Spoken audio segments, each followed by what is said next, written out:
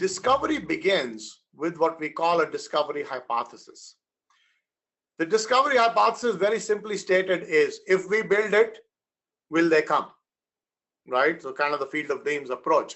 So the discovery hypothesis, what we state is, this is what we believe the customer problem is, that we believe that customers like this, which is a persona, have a need or need a problem to be solved, which looks like this.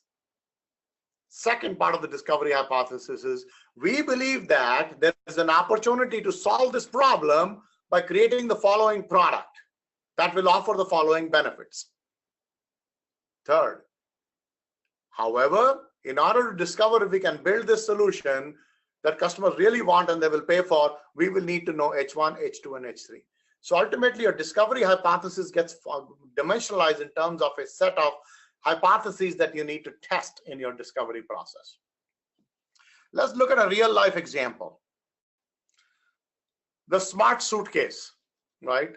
So the customer problem that they identified was that if I'm an air traveler and I check in my baggage frequently, I am stressed because I don't know if my bag made it on the flight. Where is my bag? Will it come? Did they lose my bag? I don't know when my bag will arrive on the luggage carousel. And also don't know whether the bag is within the weight restrictions of the airline. So the proposed solution that they came up with was a smart suitcase that can be controlled from a smartphone. It can be locked and unlocked. It has a GPS locator to track the location of the suitcase. It also has a digital scale that tells me what the weight is. And it also has proximity monitors, which tell me when the bag is coming down the luggage carousel, I get an alert on my smartphone. So that's the idea of the smart suitcase. So the hypotheses underlying this idea are, first of all, how frequently do people lose their check bags? If people don't lose their check bag too often, then the whole idea of being able to track my bag, that's not a big deal.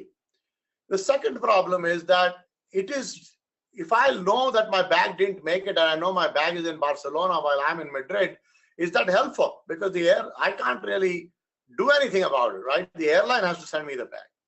Third, how important is it for me to know the weight of my bag? How often do I exceed my allotted allowance? Fourth, that I'll remember to keep my bag charged because the bag has a battery that needs to be charged. Fifth, that if I'm actually putting batteries in the bag, that the TSA will not have problems, with having batteries built into the bag.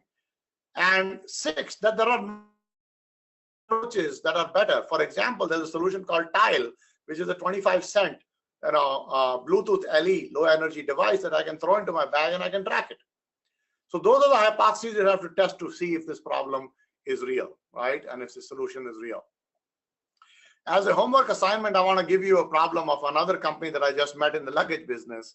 It's a Chicago company. It's called Modo Bag, right? M-O-D-O, Modo Bag.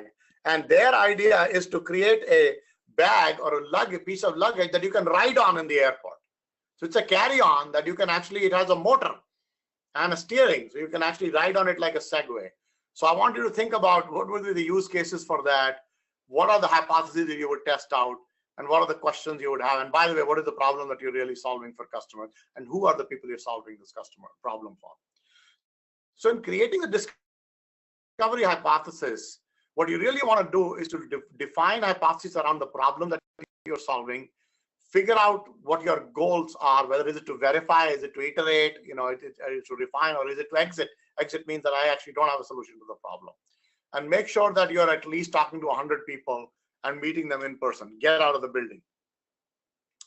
Now, the discovery hypothesis is stated in summary form in the following way.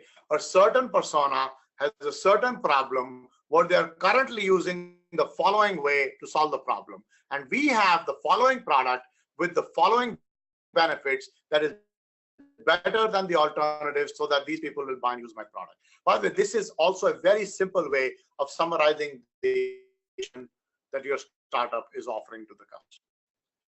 So what I'm going to do now is do a mini case study of a discovery hypothesis formulated. This is based on a consulting assignment I'd done a few years ago with a company called WMS. WMS Gaming is a company that makes slot machines, right? These are the one things that you see in Vegas. So the problem that they faced was looking at the millennials, right? And here's the problem that they identified. That while WMS gaming, by the way, has 20% of the slot machine market, the problem is that in a casino, 70% of people actually don't gamble. So what do?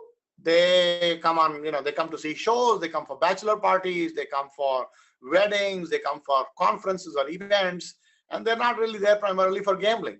Particularly what they find is that the millennials who are 20s to 30s on vacation, think about Hangover, part 1, 2, and 3, that kind of group. They're not big gamblers. They're just looking for a great experience. They've grown up with video games. They've grown up with mobile. But what do we do about getting them to gamble? Because if they don't gamble, we're not making money. So the opportunity idea that they came up with was, the opportunity that they identified was, if they are not going to go to gaming, can we bring gaming to them, right? Can we actually bring gaming to the gamers? So look at this photograph, for instance, that these are people hanging out at the pool, and can I actually bring a pool game, maybe on, to them directly using maybe a digital device or actually a physical game. So this is sort of the idea of off-premise gaming, right? So gaming that takes place away from the floor. So because they are not going to go into the casino, so can I bring the casino to them? So the discovery hypothesis that they came up with was the customer problem. By the way, the customer here is the casino. Casino is the client for WMS. Is how do I grow my customer base by targeting millennial customers who are in hotels for something besides gambling? The proposed solution is that I believe there's an opportunity to build an off-premise casual gaming solution for millennial guests that complements their social activities, right?